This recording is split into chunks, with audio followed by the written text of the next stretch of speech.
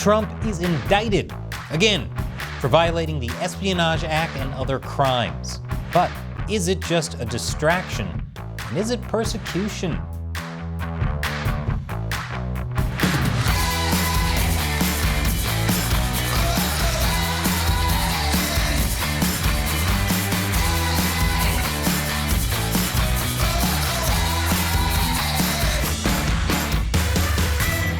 Welcome to America Uncovered. I'm Chris Chappell. The media landscape is on fire with coverage of former U.S. President Donald Trump's indictment in a classified documents probe. It's his second indictment and comes just a little more than 2 months after the first one. Man, Trump got a sequel to his indictment in only 2 months. Yet I had to wait 36 years for a sequel to Top Gun. At this rate, Trump will be on his 216th indictment by the time I get to see Top Gun 3. Last Friday, Special Counsel Jack Smith released the full indictment document. It paints a pretty bad picture. It may be the worst picture painted by a president since George W. Bush. Some describe it as devastating, while former Attorney General Bill Barr calls it very damning. Others say even the ghost of Watergate thinks Trump went too far. But Trump's numbers don't reflect that. While most Americans view the federal indictment charges as serious, whether Trump should have been charged is another matter. According to an ABC News/Ipsos poll, only half the population believes that Trump should have been charged, while 35% say that he should not have been charged. Nearly half of the respondents also believe that the charges are politically motivated. I'm starting to think when Trump said he could shoot someone on Fifth Avenue and not lose any voters, that may have been the one time he was 100% telling the truth. Republicans' views of Trump largely didn't change even after the indictment. They're far more concerned that his indictment is politically motivated than about his alleged conduct being a national security risk. Of course, the person most unfazed by the indictment is Donald Trump. On Tuesday, Trump went to the Southern District of Florida for a jury hearing on the case where he pleaded not guilty to all 37 felony counts.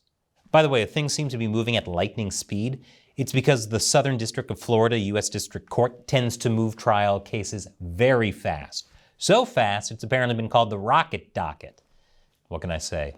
When you live in the same state as Florida, man, your courts get a lot of experience. This means Trump is going to court on his home turf, which could work out well for him if he gets a sympathetic jury. But it also makes it hard for him to delay trial, for 2024 campaigning reasons. After entering a plea, Trump immediately flew to New Jersey for a rally, where he addressed the charges in the Trumpiest way possible with his signature branding technique against Special Counsel Smith. Whatever you may think of Trump personally or politically, the man certainly has energy. That's a full day right there. So what was actually in the indictment document?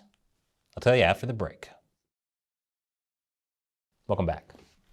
The indictment document for Trump's classified documents case lays out a timeline as well as evidence to support 37 charges. Here's what happened.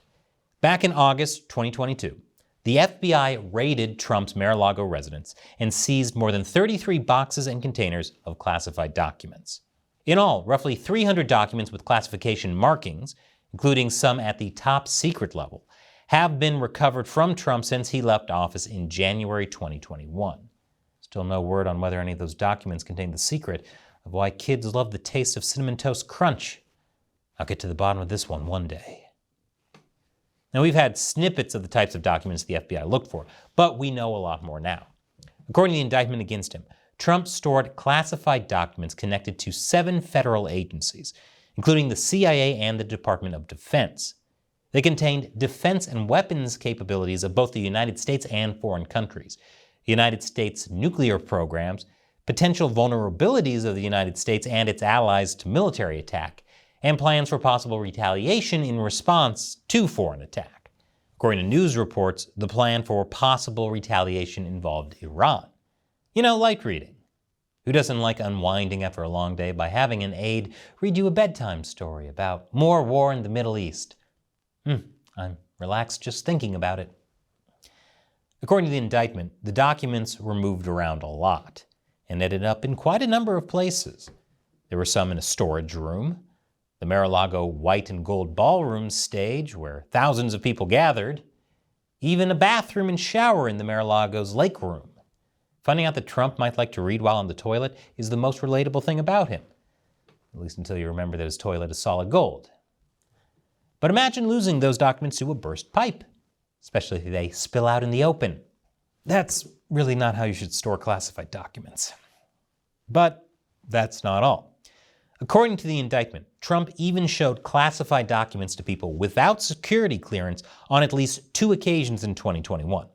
The first was in July at the Trump National Golf Club in Bedminster, New Jersey, during an audio-recorded meeting with a writer, a publisher, and 2 members of his staff. Trump may have shot himself in the foot with this, especially when he consented to being recorded. If only he shot himself in the foot on Fifth Avenue, then maybe he'd have gotten away with it. Trump showed and described a plan of attack reportedly on Iran and admitted that he could have declassified it, but couldn't, and that it was still a secret.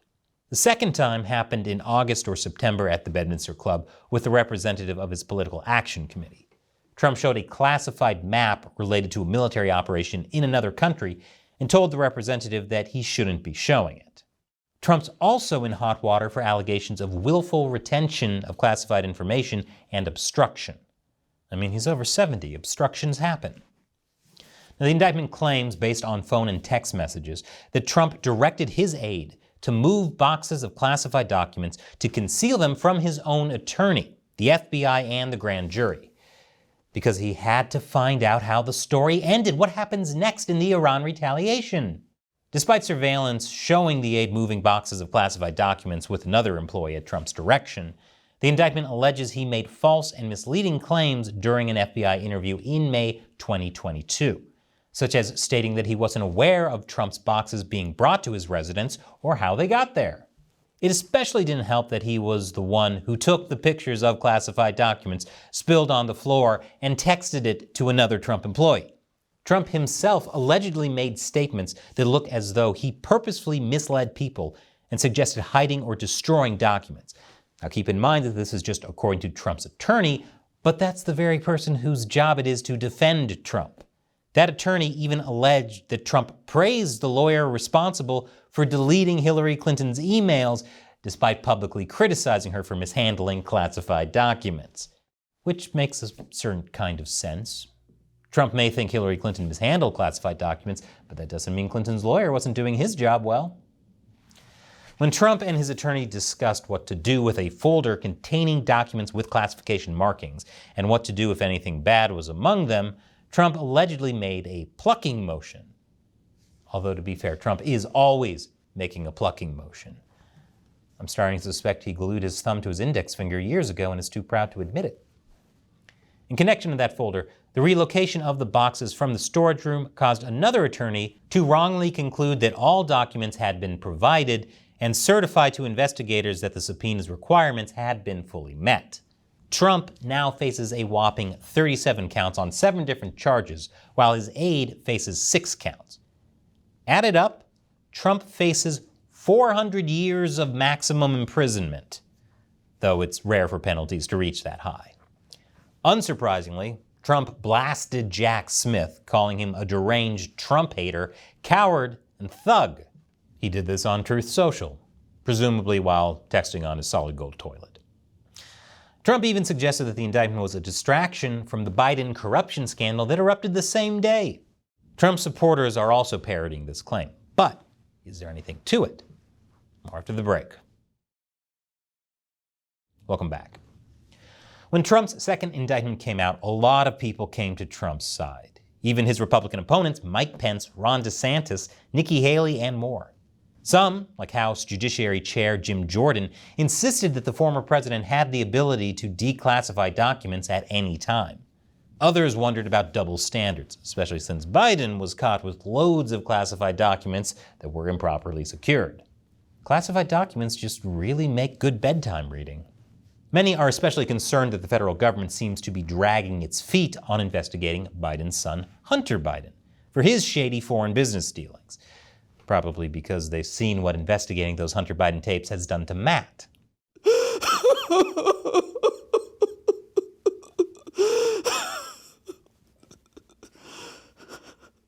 Some conservatives go so far as to say the Trump indictment is a cover-up for the Biden family. This is because Trump's indictment was leaked the same day the reports surfaced of then Vice President Joe Biden allegedly taking a $5 million bribe from Ukrainian gas firm Burisma Holdings, where his son Hunter Biden held a position as a board member. Some Republicans believe Biden pressured Ukraine to fire Ukrainian prosecutor Viktor Shokin, who was investigating Burisma Holdings, and allegedly pushed U.S. support for Ukrainian's national gas industry just days after Hunter joined Burisma in 2014. Last week, senators were able to view an FBI FD 1023 form related to these allegations after House Oversight Committee Chairman James Comer subpoenaed the FBI last month. No word on whether or not this document was also stored in a bathroom, but man, bureaucracy is somehow even grosser than I already thought. The subpoenaed FD 1023 form was finally turned over to the House Oversight Committee last Thursday. Some believe that the timing of Trump's indictment matched too well with the FBI form release. That was further solidified to some when Senator Chuck Grassley came out with new information from the FBI form. According to him, the Ukrainian executive involved in the alleged bribe kept 17 audio recordings of his conversations with both Joe and Hunter Biden as an insurance policy. According to the 1023, the foreign national possesses 15 audio recordings of phone calls between him and Hunter Biden. According to the 1023, the foreign national possesses 2 audio recordings of phone calls between him and then Vice President Joe Biden. The 1023 also indicates that then Vice President Joe Biden may have been involved in Burisma employing Hunter Biden. So the idea is that someone knew that the story about the FD 1023 form was about to drop and indicted Trump just to eat up headlines, which is plausible, I guess? Of course, according to the FBI, an FD 1023 form doesn't contain verified facts. It simply records reporting by a confidential human source. On top of that, we don't know exactly what the Ukrainian executive's recordings contain, so it's hard to definitively say if they prove the Bidens explicitly accepted bribes or committed a crime. So far, the Republican-led House Judiciary still hasn't cited specific crimes. If the indictment was a distraction, it seems like they would have held on to it until the contents of the FD 1023 were more thoroughly explored. One thing's for certain, the indictment is not a cover-up since there's nothing to cover up. But whether it's a distraction isn't really the most important issue anyway. The question is whether the rule of law is being applied equally.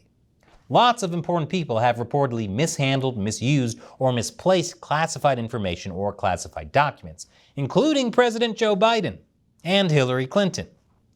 Each case is different, of course, but some of the cases are from decades ago and were never seriously investigated. We'll have to wait and see how this all plays out. Remember, Trump is innocent until proven guilty. And so far, it seems like this is just helping his numbers. Only one thing is for certain. Trump will probably get indicted for a third time before I get to see Top Gun 3. So what do you think of Trump's indictment? Leave your comments below. And remember that we rely mainly on direct support from viewers like you. If you want to help us deliver nonpartisan news, all it takes is as little as $1 per episode on our crowdfunding website, Patreon. Visit patreon.com/America Uncovered for more. Click the link below. Once again, I'm Chris Chappell. Thanks for watching America Uncovered.